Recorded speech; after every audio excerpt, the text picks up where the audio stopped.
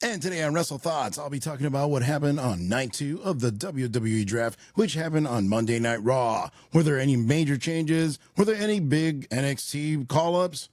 Find out now.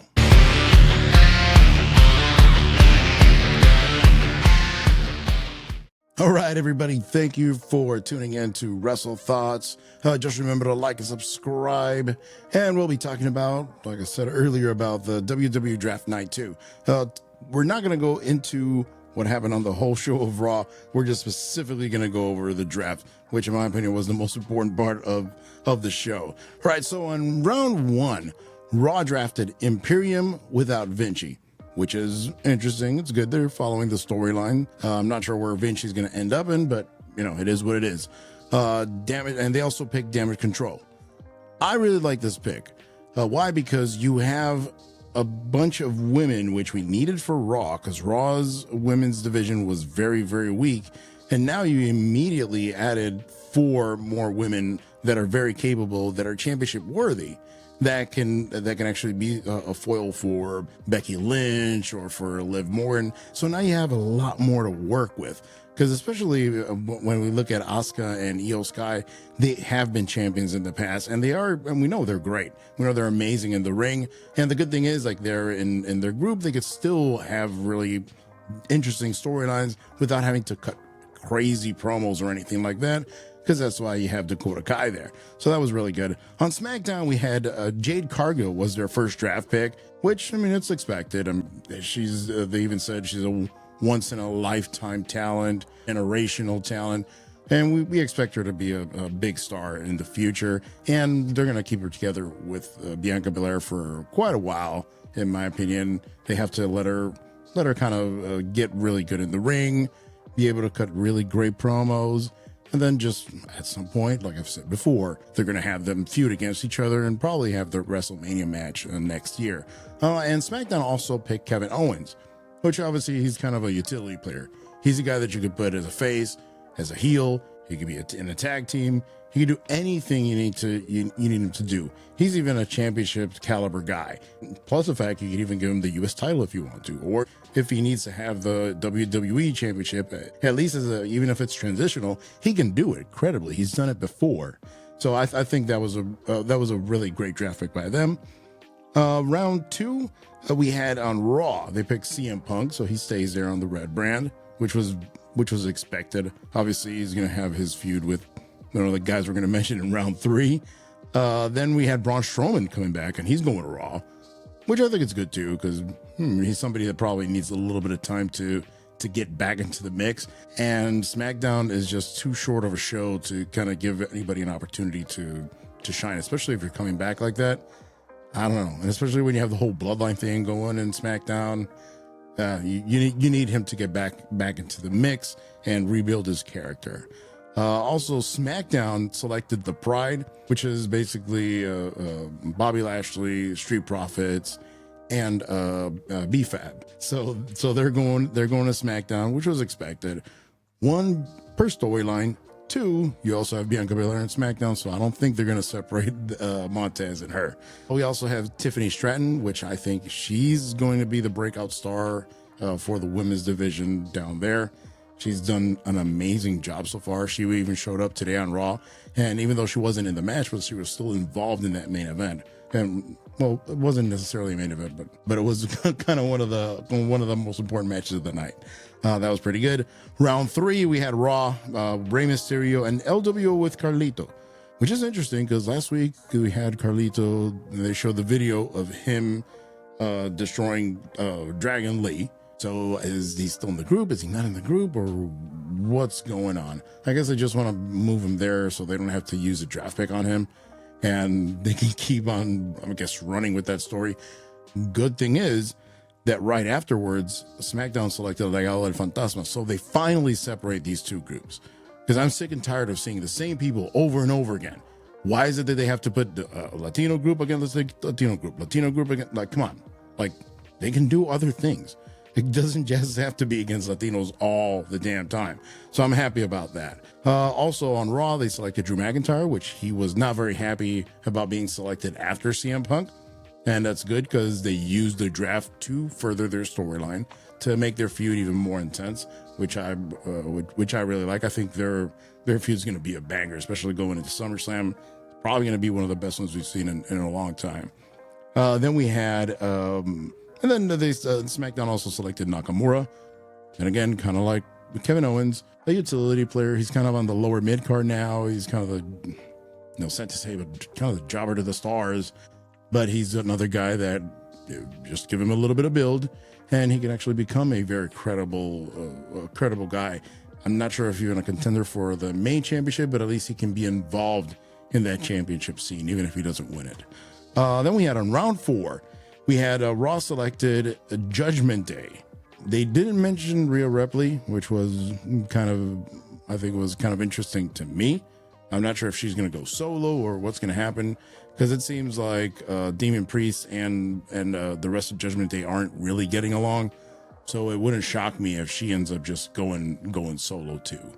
And she's watch when she comes back, she's going to have like that Triple H kind of return that he had when he tore his quad, and he came and he was like the biggest heel. He turned into the biggest baby face right afterwards. And Bria is already kind of on the way to being a face anyway, so I don't think it's gonna make any changes for her. In fact, maybe good for her to kind of take some time off and let her character kind of simmer in the background, and let some of the other women kind of take that next step, so then she has challengers, so when she comes back, so she can fight them. I think that would be cool.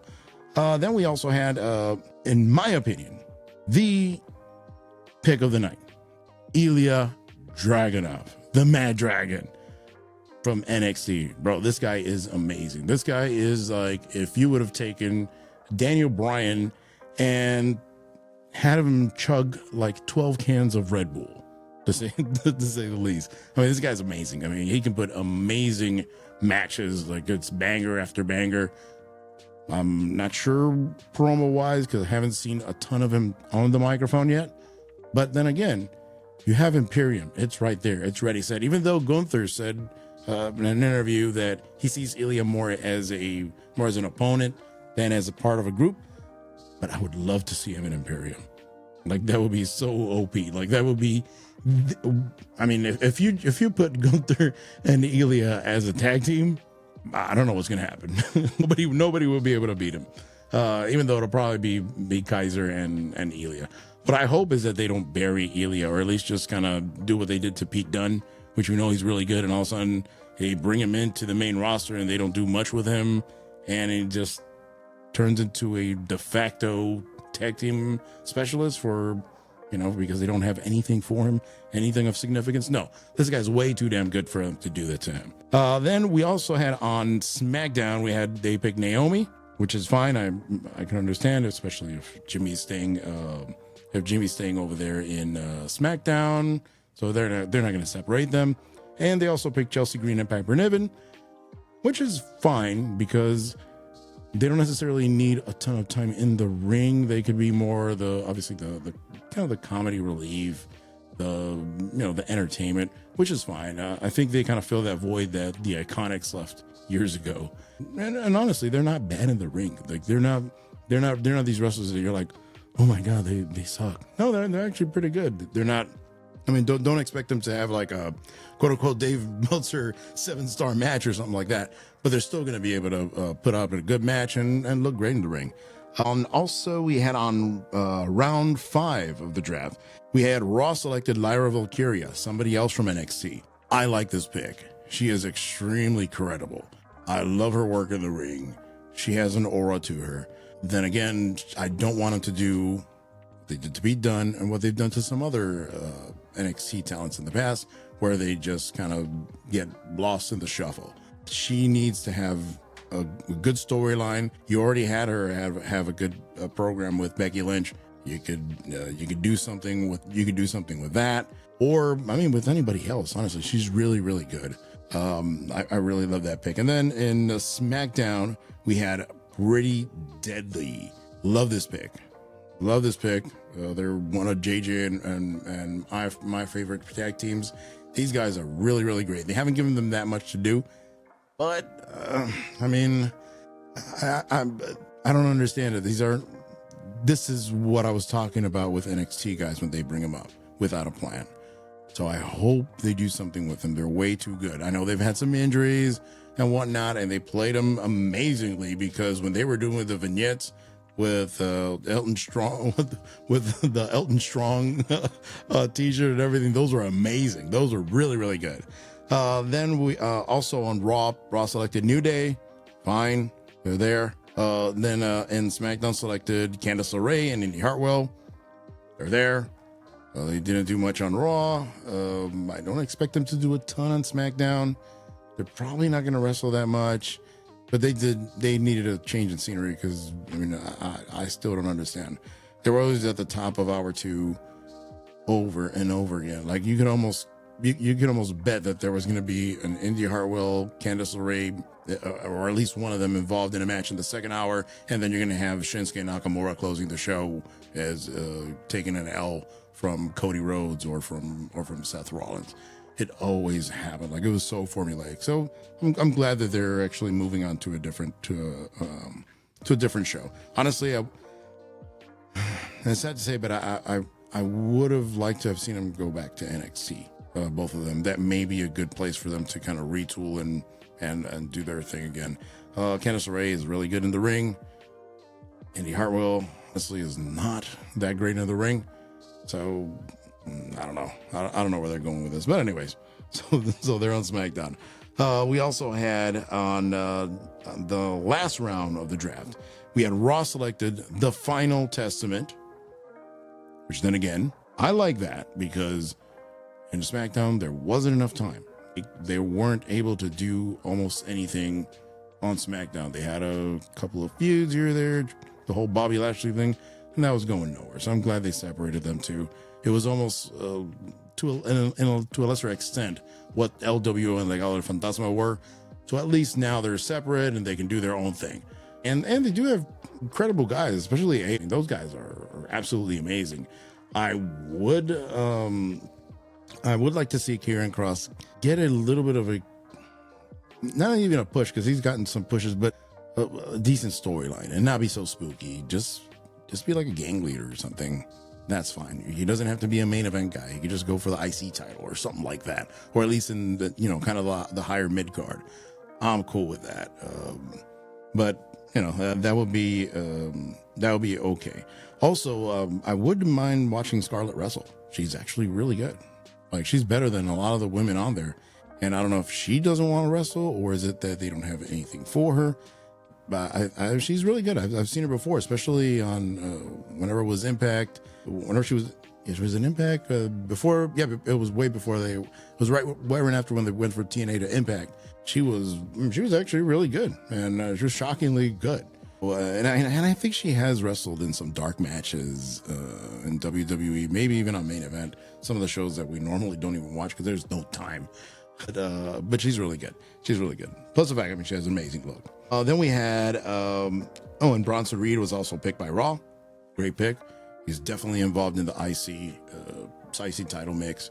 Super credible. I see him at some point winning the IC title from, I'm not sure if it's going to be from Gable or from Sammy, but I do see him possibly winning the IC title within the next year and a half. He's actually really good. He's one of those guys that I really didn't like that much, and little by little I'm like, there's something to him. He's pretty good. The only thing with that is that now that you have Braun Strowman in there, you have another big guy too. Not sure how that's gonna go. But anyways, and then we had in SmackDown we had a DIY, which then again, another great tag team. They can go to work. We know that the New Catch Republic is down there. So just put those four in the ring and just give them 20 minutes and they're going to have an amazing match. Plus the fact you can put them against anybody. The only thing that I'm worried about them going down there is that New Catch Republic was kind of starting getting a little bit of a push. Maybe DIY takes it away from them because they are a more established team. They're more well known. And honestly, I think their style is a little flashier, so it kind of gives them a little bit more. I think it's a little bit more attractive to people and even kids, because they're going to see these guys flying around and doing all these extra stuff. Even though they're not extreme high flyers or anything like that. But the New Catch Republic is more about mat wrestling, kind of that old school English style, which I enjoy. I really like it. It's very credible. It looks more like a fight than what DIY does, but still, I mean, I think people are more attracted to what DIY does than what New Catch Republic does. And then we had the last pick of the draft from NXT, and I like this pick. This is probably one of the feel-good picks of the whole draft. They selected Blair Davenport. I mean, she's been around everywhere. She's been previously with WWE for a little bit. She left, went to I think it was Progress. She went to Japan, Shine, a bunch of promotions. Like, she has been working her butt off trying to get that big opportunity. She even went to AEW because the name that she normally uses is B Priestley, which you can look it up, BEA Priestley. You can look it up on Wikipedia and whatnot, and you can see her whole history. She's pretty. I feel really good for her, and you could tell she was crying. She was hugging Shawn Michaels, and she almost seemed, one, surprised, two, that she did seem like thankful, like finally, like she finally got the gorilla offer back and made it to the main roster. I was super happy for her. Like, those are some of the things that I do love about drafts more than anything else. It's the people from NXT, because you can see they're like a family, they're a unit. And when somebody gets called up, everybody's clapping, everybody's happy. And that is what it's about, because I believe they don't even tell them who's gonna move up or anything, so you can have the real raw emotion. So it's it was great. It was great, and honestly, great for Blair. I know she's gonna do an amazing job in the main roster. You can do so many things with her. She can be a heel, she can be a baby face. I mean, the sky's the limit, and she's really great in the ring. Like, you really don't have to. You don't have to teach her that much in terms of her looking credible in the ring. Now, her mic skills, that's where I'm not extremely familiar with her mic skills, as well as, like I said, with Ilya, but I think she'll figure it out. She'll do really well. But anyways, all right, guys. So like I said, thank you again for watching this episode of Wrestle Thoughts, and just let us know in the comments what you guys thought about the draft. Who would you? If there's anybody that you would have picked differently, do you think that Ilya was a good choice? Do you think that Blair Davenport was a good choice? Do you think that anybody from the main roster should have been sent to NXT in this draft? Just let us know. All right. Peace.